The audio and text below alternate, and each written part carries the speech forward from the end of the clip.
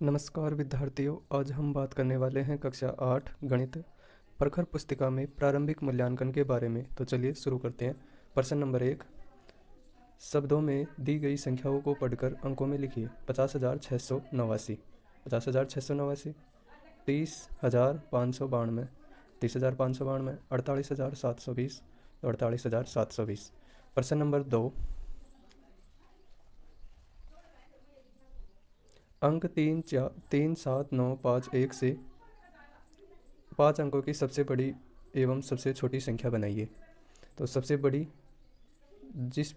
जो भी अंक दिए गए हो उनको अगर अवरोही क्रम में लिखे तो उन अंकों से बनने वाली संख्या सबसे बड़ी होगी, और आरोही क्रम में लिखे तो वो उन अंकों से बनने वाली संख्या सबसे छोटी होगी। तो सबसे बड़ी संख्या होगी 97,531 और सबसे छोटी संख्या होगी 13,579।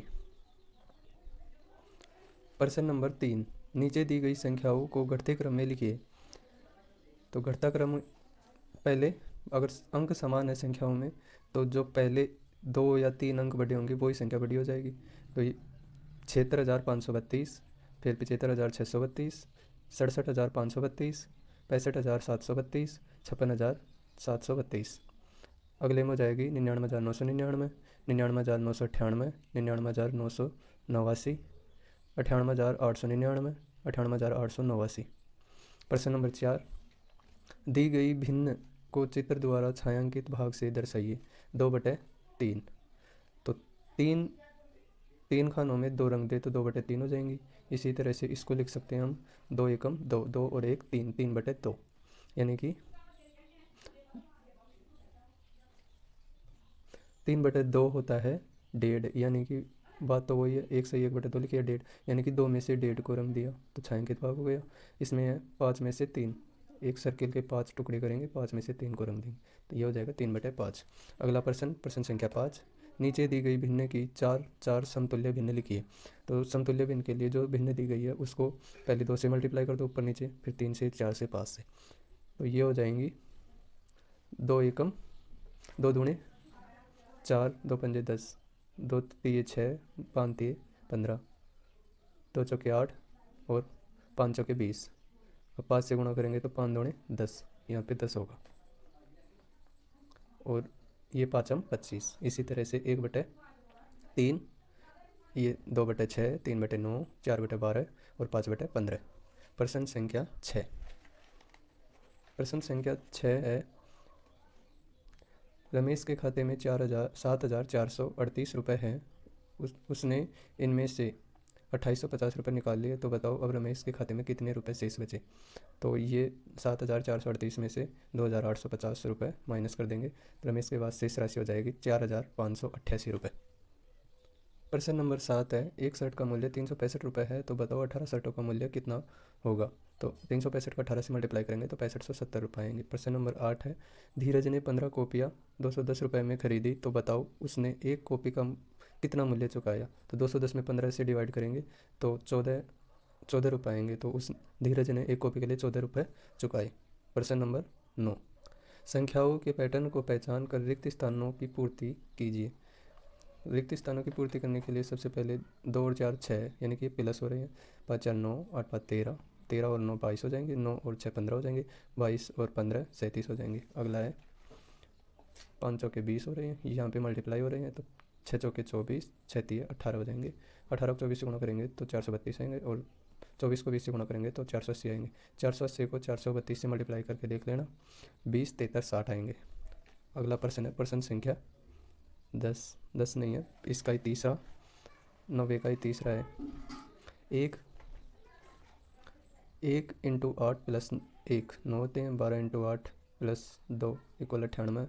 इसको इस तरह, यहाँ पे कितने आएंगे, एक पहले 1 है, 12 है, 123 है, तो यहाँ पे 4 भी आ जाएंगे, 1 2 3 4, और यहाँ पे आ जाएंगे 9 8 7 6 5।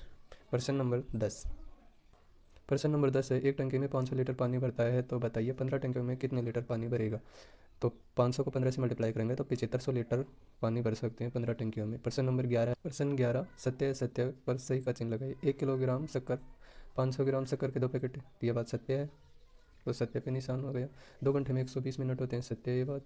₹10 के 5 नोट तो ₹50 हुए, तो इसमें दे रखा है ₹100, तो ये सत्य हो जाएगी। 2 किलोग्राम 500 ग्राम भार को 2.5 kg किलोग्राम भी कहते हैं, सत्य है ये बात। प्रश्न नंबर 12, 8 व 9 में क्या संक्रिया कराई जाए कि उत्तर बेहतर प्राप्त हो।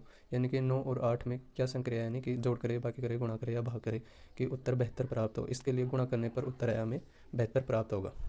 प्रश्न नंबर 13 है, 12 और 15 के 3 समान गुणज लिखिए। तो 12 के गुणज हो जाएंगे 24, 36, 48, 60, 72, 84, 96 इस तरह से, और 15 के हो जाएंगे 30, 45, 60। और 12 और 15 के 3 समान गुणज होंगे, वो होंगे 60, 120 और 180। प्रश्न नंबर 14, प्रश्न संख्या 14, दी गई भिन्नों को दशमलव संख्याओं में लिखिए। 5/10 0.5 हो जाएगा, 4/8 0.5 हो जाएगा। प्रश्न नंबर 15, रिक्त स्थानों की पूर्ति कीजिए। 15/3 5/9/3 3 हो जाएगा, तो 5/3। सेकेंड है 3 × 4 12 बटे में 5 × 4 इक्वल हो जाएंगे 20, 12/20। प्रश्न नंबर 16, संख्या 46,783 में अंक 6 व 3 का स्थानीय मानों का योग कितना होगा। तो 6 का स्थानीय मान, जिस भी अंक का स्थानीय मान पूछे उसके पीछे जितने अंक है उतने जीरो लग जाएंगे। 6 का स्थानीय मान 6000, 3 का स्थानीय मान 3, 6000 + 3 तो 6003। प्रश्न नंबर 17, प्रश्न संख्या 17, खाली स्थानों में पैटर्न देकर सही संख्या भरिए। बेहतर को हम लिख सकते हैं 6 × 12 और 6 को लिख सकते हैं 3 × 2 और 12 को लिख सकते हैं 2 × 6। प्रश्न नंबर 18, एक कमरे के फर्श की लंबाई 12 मीटर, चौड़ाई 8 मीटर है, तो कमरे का क्षेत्रफल ज्ञात कीजिए। कमरा होता है वो होता है आयताकार, फर्श, कमरे की फर्श आयताकार, तो क्षेत्रफल हो जाएगा लंबाई × चौड़ाई 12 × 8 12 × 96 मीटर हो जाएगी। प्रश्न नंबर 19, दी गई आकृतियों का परिमाप ज्ञात कीजिए। परिमाप है 200 + 50 250 450 और ये 500। इस आयत का परिमाप हो जाएगा 500 मीटर और ये हो जाएगी 8 16 8 24, इसका परिमाप हो जाएगा 24। धन्यवाद। अगर वीडियो पसंद आई हो तो वीडियो को लाइक और चैनल को सब्सक्राइब ज़रूर करें।